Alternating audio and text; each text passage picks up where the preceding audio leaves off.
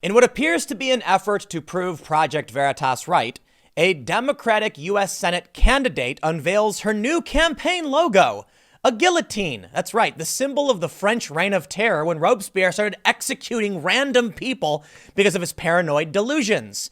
But you can always count on weird far lefties to adopt a symbol of violent insurrection and the murder of the innocent as something to represent hope, I guess. This story from The Blaze, well, let's read it.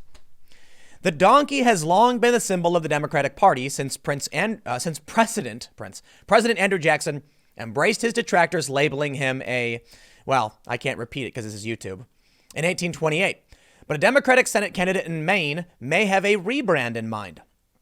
Bree Kidman unveiled a new campaign logo last week, a guillotine, the execution apparatus commonly associated with the French Revolution that was used for the beheadings of King Louis XVI and his wife, Queen Mary Antoinette.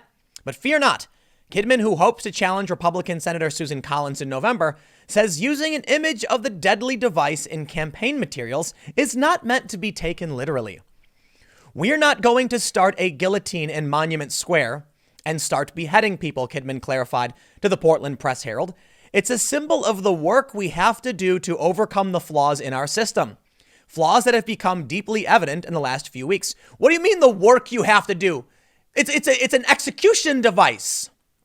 They literally, in the French Revolution, became paranoid that moderates were seeking to subvert the revolution.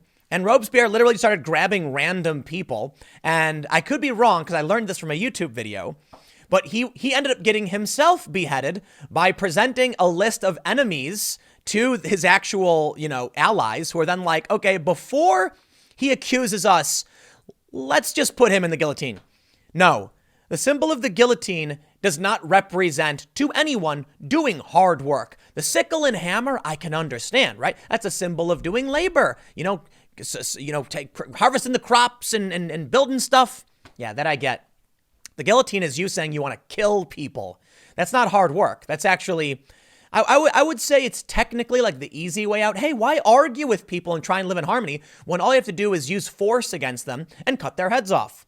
Apparently, that's what her strategy is. So when Bernie Sanders' staff said they wanted to, put people in camps and that they didn't have to go the route of the Russian Revolution, once again, killing lots of people, I don't really believe them, especially when they're like, trust me. And then they show you a picture of a guillotine. No, I'm not going to trust you. Sorry. Let's read more.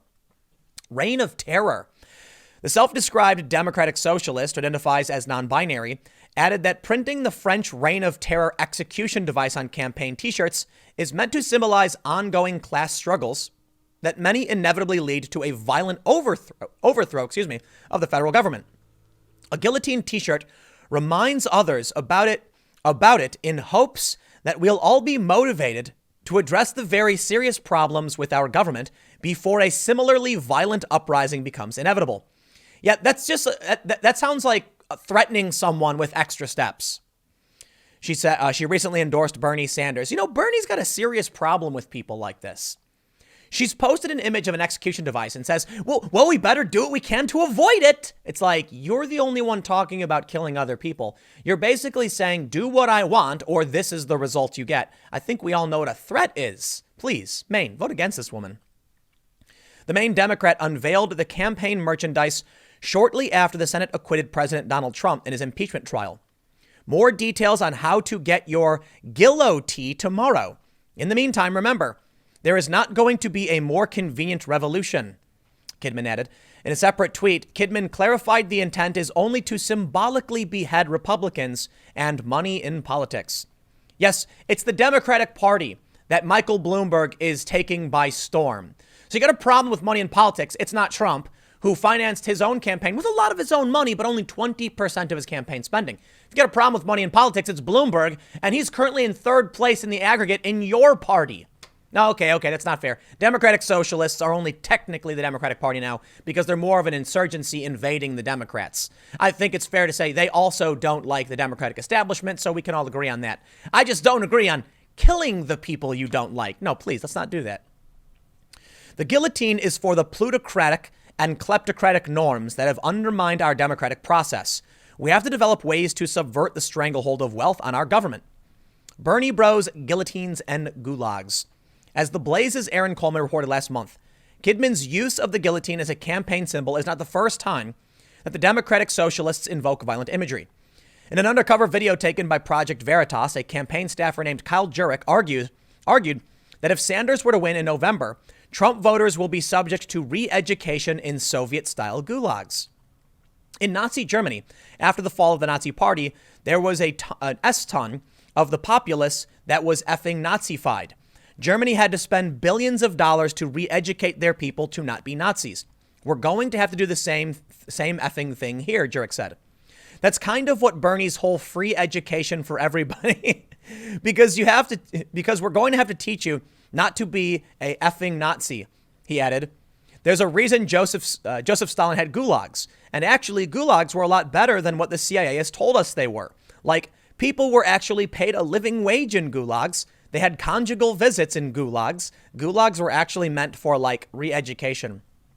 I'd like to tell you an interesting little fact.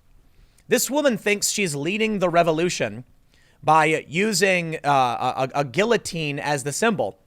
And somebody responded with a very poignant point. Adolf Hitler made the guillotine a state method of execution and ordered that 20 of the machines be placed in cities across Germany. The guillotine was eventually used to execute some 16,500 people between 1933 and 1945, many of them resistance fighters and political dissidents. So no, it is not a symbol of anything in particular, honestly, because you could simultaneously claim it is a symbol of the reign of terror where innocent people were killed, or you can claim it's a symbol of the Nazis where, yeah, a lot more innocent people were killed. That's apparently the symbol she wants to display. Now, I have a question in all of this. Why is it always the left? Look, I know there are extremists on the right, but conservatives, Republicans, and even center-right moderate types know where they draw the line. The left doesn't seem to. Like, Bernie Sanders hasn't come out and said, I condemn all of this. And when it came to the union in Nevada getting harassed and doxxed by his supporters, he said, I want every supporter of all campaigns to refrain. Oh, all campaigns? Bernie, it's only you. There's no Buttigieg, okay, so they're calling them Bernie bros. There's no Buttigieg booty bros going around with crowbars bashing skulls and doxing unions for questioning his policy. That's you. And it's not the Buttigieg booty bros going around. I'm talking about his name, Buttigieg, by the way. Buttigieg bros, like Bernie bro. Buttigieg bros. I'll say that because the other one's going to get me in trouble. There's no Buttigieg bros going around with guillotine symbols talking about symbolically or otherwise beheading anybody. That's Bernie Sanders. And of course, it's not conservatives showing up to GOP headquarters trying to burn them to the ground like that one guy did in California, or this story. State employee heavily involved with the Democratic Party arrested for allegedly vandalizing GOP headquarters in New Mexico. Oh, we'll say allegedly, as they say. Suspect also intended for Democratic Governor Michelle Lujan Grisham, also interned when she was a U.S. Congresswoman. They say New Mexico state employee who once interned for Democratic Governor Michelle Grisham was arrested for allegedly vandalizing Republican Party headquarters in Albuquerque. Detectives said Cameron Chase McGall was identified on surveillance video, spray painting the words "Still Traitors" on the building last week, the station noted. The criminal complaint says McCall is heavily involved with the Democratic Party.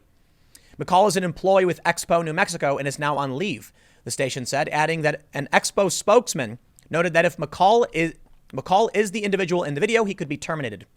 A spokesman for the governor confirmed McCall interned for her when she was a U.S. Congresswoman and noted that Grisham condemned the vandalism as unacceptable behavior. Well, I appreciate that. I'll tell you what. Well, as far as I know right now, Grisham isn't the one walking around with a guillotine symbol. I always want to say guillotine, but I guess it's the French one. Guillotine symbols. But it's, look, they like to claim that these extremists, these like ultra-nationalists or like ethno-nationalist extremists are Republicans or something like that. They're not. Trump's condemned them and he says, go away. Can you point to me where we have a presidential candidate standing up on stage saying Antifa is bad or saying you shouldn't use a guillotine symbol? We don't. When Bernie Sanders' staff was exposed by Veritas, they just sent out an email saying, don't tell anyone. So then why should I believe you don't actually think these things? I'm going to go ahead and think You do think these things. And the problem we are seeing is widespread. It's this story. It's Maine. It's New Mexico. It's California. It's Florida. These things keep happening. These weird violent attacks. In New Hampshire, Antifa dude, let me tell you something funny, all right?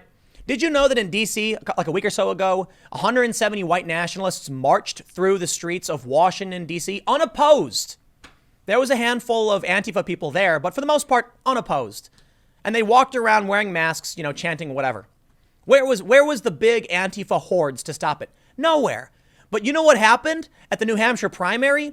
Some Antifa guy walked out of the polling station after voting in the Democratic primary and slapped a 15-year-old kid across the face. So you want to come to me and tell me Antifa was fighting fascism? And the two big stories we have, unopposed white nationalists march through D.C., okay, and then Antifa dude smacks a 15-year-old kid across the face. I'm going to have to ask you where your priorities really are and whether or not you actually care about fighting fascism or if you're just a lunatic 34-year-old man who smacked a kid in the face. Or if you're a woman running for the Senate who wants your symbol to be the guillotine. Stick around. Next segment's coming up in a few minutes, and I will see you all shortly.